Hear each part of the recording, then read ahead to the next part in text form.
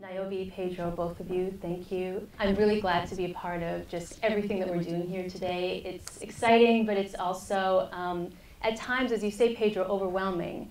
And as the two of you were talking, my job here is to just say out loud what I was thinking while I was listening to you and to Carol as well.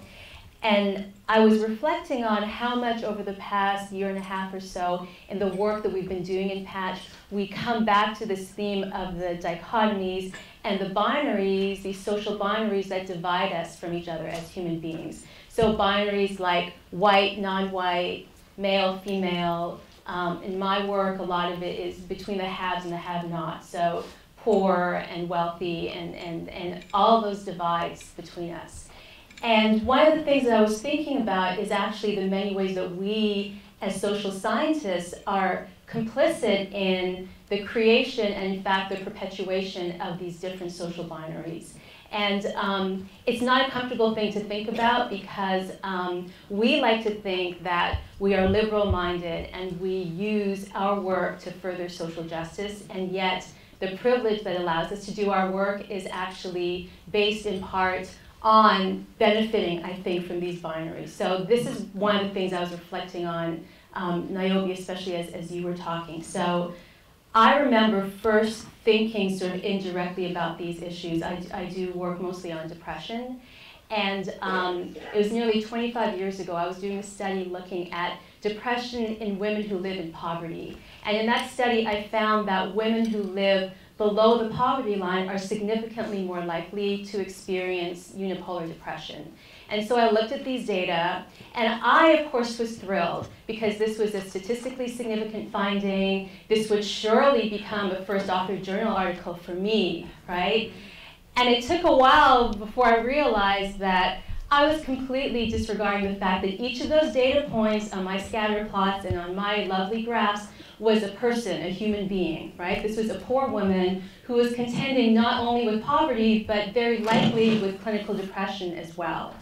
And so it's very funny for me to reflect on this and realize that that was the very fact that I was so thrilled about, right? Because it led to numerous publications and ultimately a major federal research grant for me, the expert, right? The expert on their suffering. And so there's a dichotomy right there. So I know about depression because I have the doctorate and I have the data, but what do I know about the lived experience of these women who I'm writing about, right? Who I actually owe my career to. I owe tenure to thousands and thousands of depressed women who I've studied over the past decades, right? But that's a binary right there. I think we are complicit in the perpetuation and creation of these binaries. We're complicit every time we do a study looking at psychological well-being and emotional wellness in the typical middle-class population of adolescents that we study. But of course, when we do our studies on low-income youth, those are studies of disruptive behaviors and social maladjustment, right?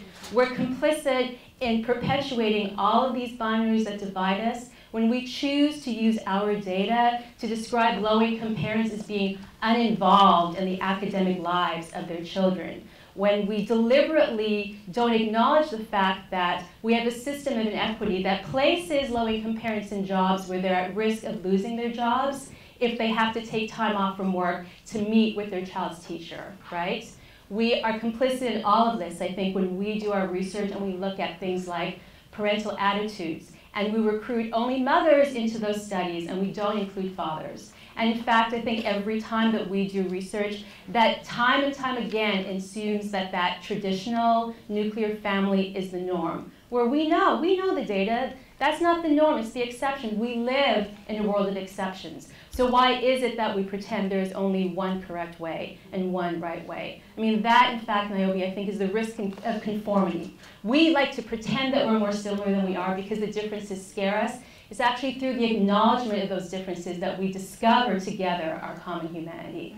So sort of more broadly, I feel in a lot of ways what I was reflecting on when I was thinking about what you were saying, Pedro, is that the privilege that allows us as scientists to do our work is predicated on a lot of different types of inequities. And a lot of them are those inequities that we deliberately and systematically create by constructing academia the way that we have. So the decisions that we make about who we let into college, and very importantly, the decisions we make about who we don't let in, actually shapes the very production of knowledge that we perpetuate over and over again.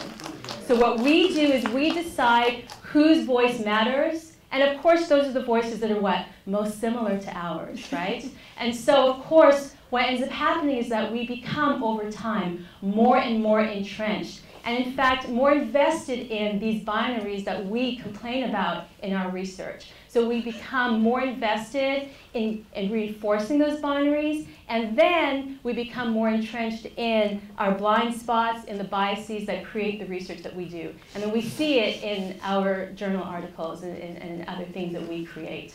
And so I'm hoping, I'm sure I'm out of time, Kim, I'm sorry, but I'm gonna try and wrap up my final thoughts. I think what I would love in some of the conversations that we have together today is to become self-reflective and maybe honest with ourselves about the ways that these structures of dichotomies and binaries benefit us very directly. And that if we can come up with strategies, boy, if we could come up with strategies to try and undo this complicit arrangements that we have in the academia, where we are really complicit with the things that we complain about in corporations and various governments and the like, then we're really starting to do something. And I think that is coming together in our differences and diversities as we're starting to do here today, that we can start to take those steps.